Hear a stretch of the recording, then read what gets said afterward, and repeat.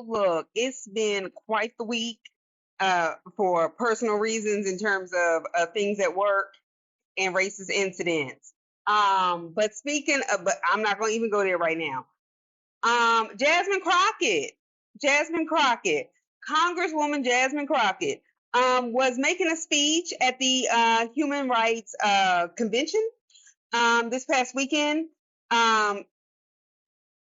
Yes, Human Rights campaign, but they were having a event, and at a Los Angeles dinner, she referred to the governor of Texas as Governor Hot Wheels. Now, I'm gonna be honest, y'all, I forgot that man was in a wheelchair. But that just makes it all the more it is what it is. Because we are talking about a man who's 67, who looks 99 down to the face, and old as hell in spirit. He's only 67, okay? Sits around, supports people like Donald Trump and his whole administration, who are defunding or completely destroying any sort of Social Security, education funding for people with disabilities. And he's in a fucking wheelchair. No, I don't feel sorry for him. I think that's actually very nice, because the same things that protect people under law to not be, not so much not be bullied, but not be discriminated against in terms of language and in treatment at work, who have disabilities, he supports destroying that legislation. So what the hell do we care? I'm sorry. It's not because like I said, I grew up, you don't make fun of slow people and all this other stuff, people with disabilities. But at what point, at this point, these people are just low down and dirty. Tens of thousands of people about to be laid off from Health and Human Services. These kind of people like Greg Abbott don't care. If her calling him Hot Wheels is the worst he's experiencing right now, oh, well.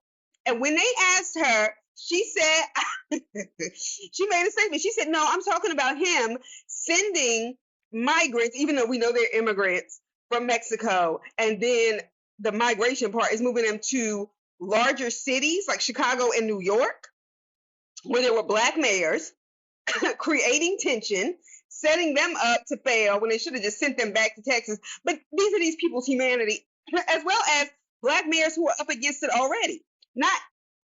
I'm not defending Eric Adams, but I am making a larger point, okay, about his racism and the way he's carried on. So miss me, all right? Also, Representative Justin Pearson down there in Tennessee, who has been holding his own, as well as the other Justin. I always forget their last names, but I have their faces clear. This is the one with the afro. You checking that white man about gun violence? Not only did you handle yourself well, all of this not pretending. Black people have to hold their tongue, manage their emotions in a way white people could not even imagine doing, because they are not judged by the same standard. But the fact that you went and got in that white man's face after you made your point very clear that you lost your brother to gun suicide, that you've been going to schools, meeting with principals and teachers ever since, while they're like, yeah, we get why you are against, guns, this, that, and the other, but we have real work to do here. The same one who expelled him because they didn't like the fact that he was supporting black people's rights, because that's who they're after in Tennessee, and their voting protection, so on and so forth, talking down to him. And you want to know why I respected it? Because there are so many times where I have dealt with it, and I have to decide, do I really want to check their tone or check their message? And he did both.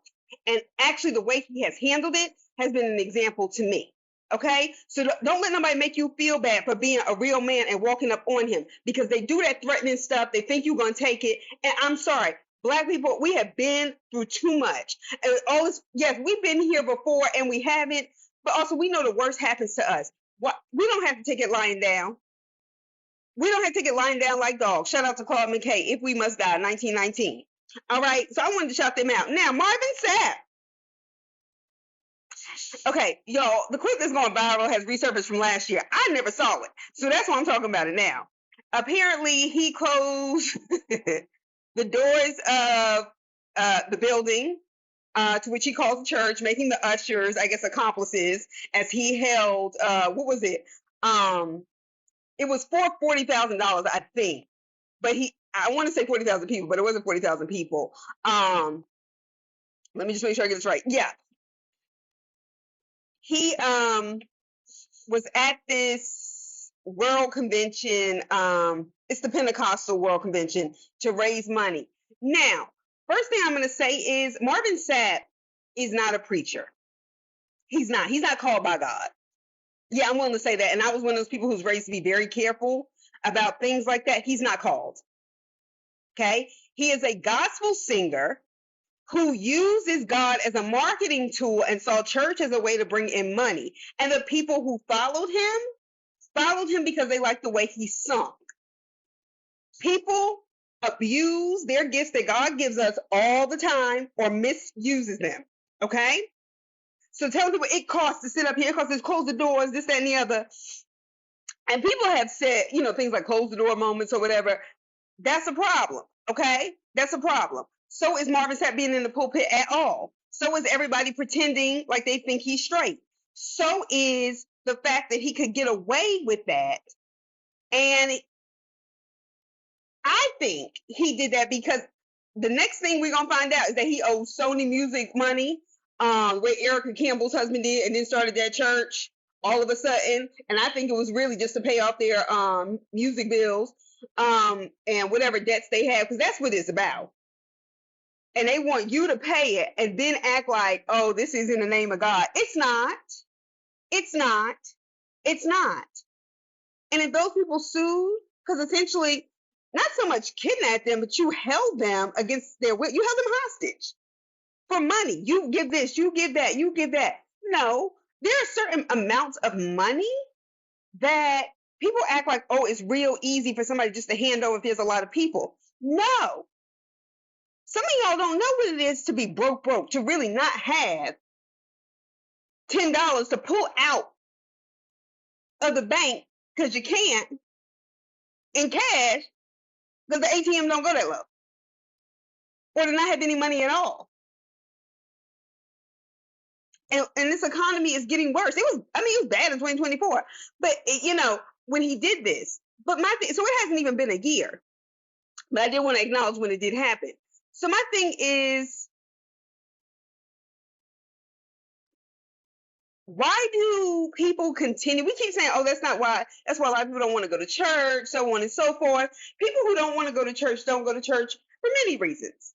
But it's not because of Marvin Sapp, because I certainly wouldn't walk through the doors at any church, Marvin Sapp, or Marvin Winans, all these people who are not called to preach, who just have good voices and decided they can get a hustle on with the Lord.